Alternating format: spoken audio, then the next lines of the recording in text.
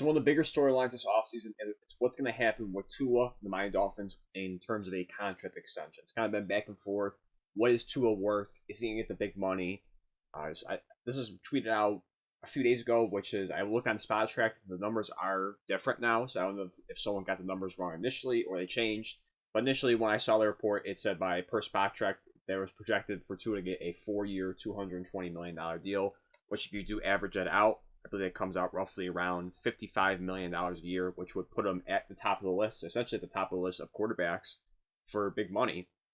Yeah, exactly, $55 million. And it was kind of my initial reaction to it. I said 4 years, $220 million is far too much for Tua, per Spotrac. If the Dolphins actually sign him to this deal, this would ruin the team. As great as Tua has played the last 2 seasons, he will never live up to the contract. We've seen him hit his ceiling when he has to elevate himself, and it is true. I mean, Tua has played well since McDaniels has gone to Miami as a head coach these last 2 seasons. He's certainly taken a step forward, and the team-wise has taken a step forward, making the playoffs in back-to-back seasons. Fortunately, Tua got injured at the end of the 2022 season because of concussion-wise, where you want to say it was 1, 2, 3, however you feel, in that camp, how many concussions he got, but he did miss that end of the season because of that. And Skylar Thompson stepped in the wild card game against Buffalo. But Tua did play in this past playoffs against the Kansas City Chiefs, where they got blown out by Chiefs at Arrowhead. Some people kind of had, there was a lot of controversy around the game because of the weather. You looked at the Bills and Steelers game, that was postponed due to weather. And the Chiefs game, where I think it was negative 20 plus degrees out for the wind chill. A lot of people didn't think that game should have gone on, but Tua did play in that one. And unfortunately, it did not go anywhere with that. But I did check the stats, or the contract currently. It did go down. So again, I don't know if the initial numbers were wrong or they adjusted it. But now it's just his market value. Looking at the 2025 free agents, is a 4-year, $198.5 million deal, which is roughly around what they have, $49.6 million, just under $50 million, but still in the upper echelon of top paid quarterbacks. I think with this one, this would put him at the 4th ranked quarterback. I'm assuming if I'm reading this right, in terms of being paid. You look at what he's getting paid right now in his final year of his deal. Remember, they did get rid of his 5th-year option, and they did kind of re-sign him to a 1-year deal. So I mean, practically a 5th-year option, but they changed it up. He's getting paid $23.1 million this season, and next year, being at the age of 27, he'll be an unrestricted free agent.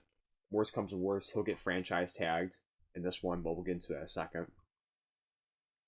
So my thoughts on Tua and this whole thing, and it really comes down to what I just tweeted here. Even with the adjusted number, was it 190?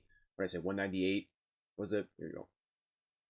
Yep, 198. So basically, just almost close to $200 million for this contract. What do I view that? And it's still the same. Obviously, I don't think Tua's worth that much. Now he's going to get paid that, or might get paid close to that because of just the way the market's going and the way quarterbacks are being paid. I mean, we've seen countless times quarterbacks get paid the top dollar, even though they're not the top quarterback. It's just how the market works. Each quarterback tries to reset the market, and plenty of times it does happen. No doubt, it does. Quarterbacks do reset the market. I mean, as of late, have we seen quarterbacks that have gotten bad contracts? I mean, one a couple years ago was obviously Deshaun Watson with the fully guaranteed money. Was it $250+ million fully guaranteed? A lot of people didn't like that contract. It was huge controversy because obviously the baggage he had off the field, and just to kind of try to set the new precedent for quarterbacks. A big one was Lamar Jackson trying to get his money as well.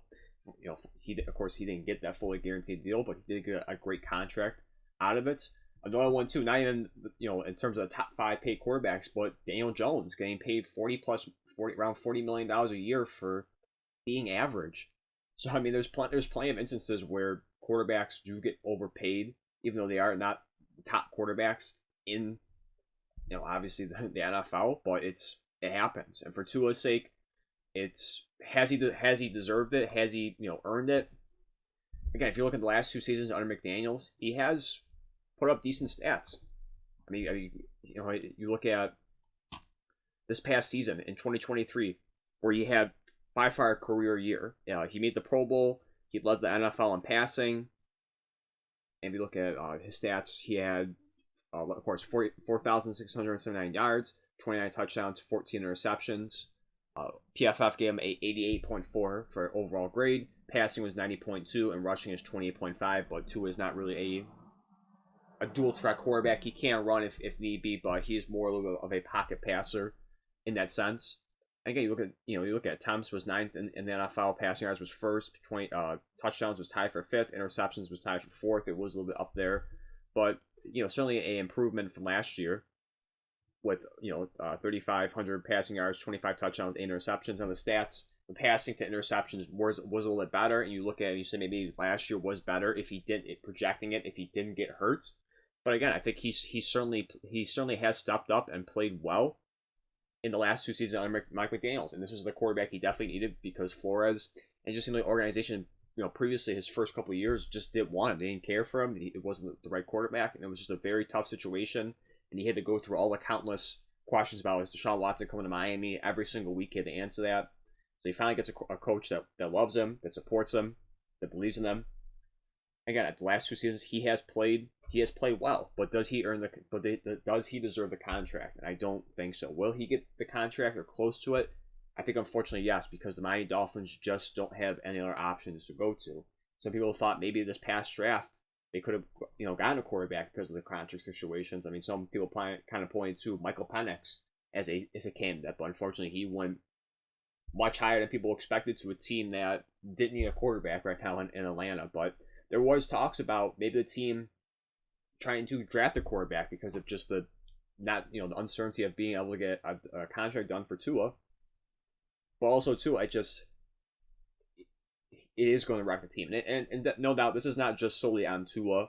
He's the exception. This happens to every team. If any quarterback gets signed to this kind of money, it wrecks the team. There definitely has to there definitely has to be big decisions to be made about the roster moving forward. The biggest one being Joe Burrow with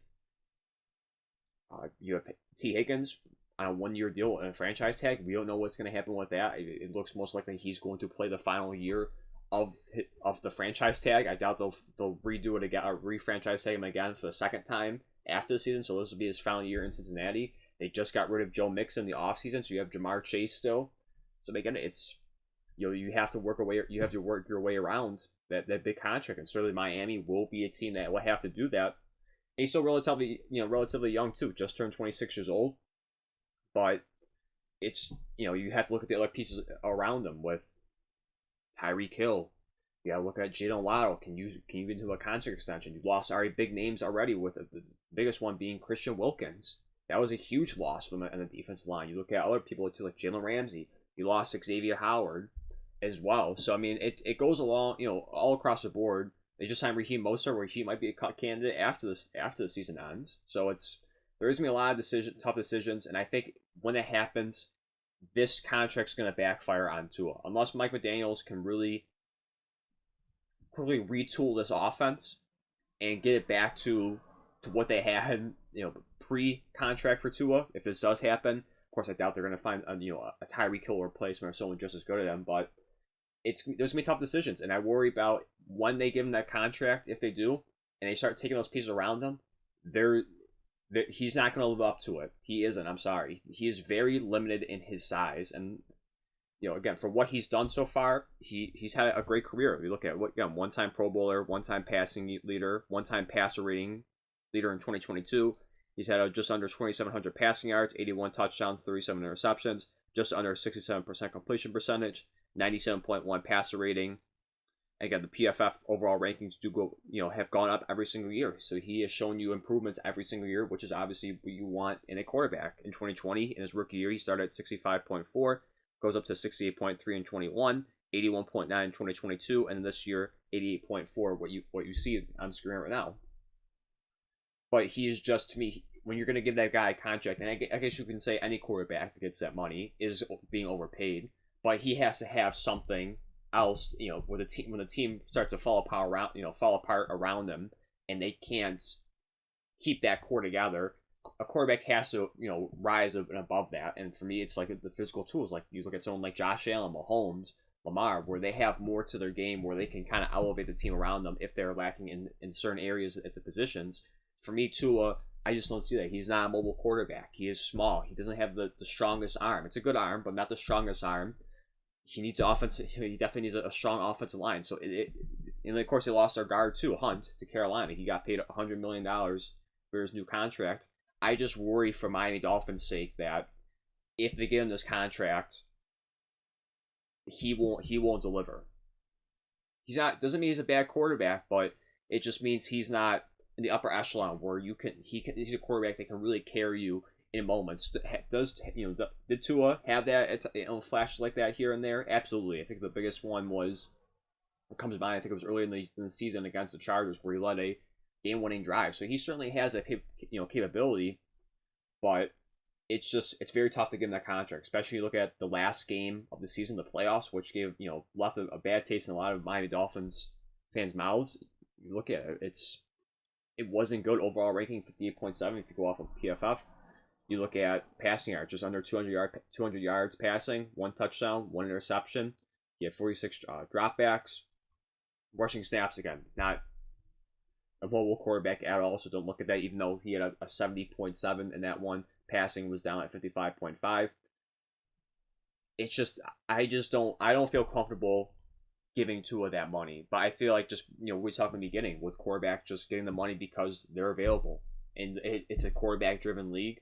And Tua is definitely a good quarterback. I think at best he's a great quarterback. I don't know where you would rank him in your list, but I think Miami's they're stuck with it because if they don't, I don't think they don't have a backup option. They don't have someone that behind them or that there's a possibility they can do it. Like I think one could be the Cowboys if they decide not to re-sign Dak Prescott and let him walk, and that's a scenario. I mean, it may not be the best option, but you have someone in Trey Lance who was a former 3rd overall pick that's still relatively young, still has great ability to play the game. I don't know if he'll succeed again if he does get the opportunity, but at least there is some backup option. We go, okay, he's still relatively young, was a high pick in the draft. He has the capability of maybe being something in this team. For Miami Dolphins, they don't have that. They don't. I mean, of course, if it comes down to it and he walks, they're going to have to figure it out. I mean, there is no if. They have to figure it out, and if it doesn't, it's going to cost Mike McDaniel his job. So this is why I feel like they are forced to keep that that relationship together with Tua and McDaniels, because there's just no other option. Again, I'm just very worried that if they do this, that Tua is just not going to live up to it. He's going to fall apart, not because of just him being a bad quarterback, but because he's just so limited in what he can do. And it's unfortunate. You have something, a similar skill set in how they're the mold of a quarterback in the same draft class with Burrow. I mean, he is mobile, but he's not running around like Josh Allen, Mahomes, and stuff like that, or Herbert. He's nothing like that. He likes to be a pocket passer, but when need be, just like Tua, he's mobile. And certainly he has a great team around him like Tua as well. But Burrow has had more success. He's gone to back-to-back AFC Championship games. He's gone to a Super Bowl. I mean, if he wasn't injured this past season, who knows how far they would have won? There's probably a good chance they would have went to a 3rd straight AFC Championship game. And for Tua, it's just a little bit worrisome. I mean, the injury aspect is still a play, even though he was healthy this year, and it's a great sign. He definitely improvement, gained some weight. I think he practiced better techniques of falling on the ground. So he definitely, in terms of aspect, he has took a great direction in bettering his health. But the injury concern is still there just because of his size. You do look at the concussions where if this upcoming season comes and he has another concussion, knocking on wood, hopefully it doesn't happen. But if it does, you get back into that territory of talking about retirement because of 2022 and the amount of concussions he had. Now you're screwed right there because of the amount of money you gave him. And if worst case scenario, if that injury happens or God just can't live up to it. So it's going to be very interesting what Miami Dolphins do. At the end of the day, like I said, if I had to put a bet on it, Miami will fold and they will give him close to the contract that Spotrac does have on here. I'd be very surprised if he takes a lot less, and that'd be good for him to give the team some money to help build a better team around him with this contract. But I do think he will get this around this deal because just the market's going, and so people, and it's a good amount of Dolphins fans I see on Twitter or social media that support this, that he earned the money, he deserves the money. So in the aspect of that, I think at the end of the day, Tua will get that money or at least close to it, but I don't think it's gonna work out.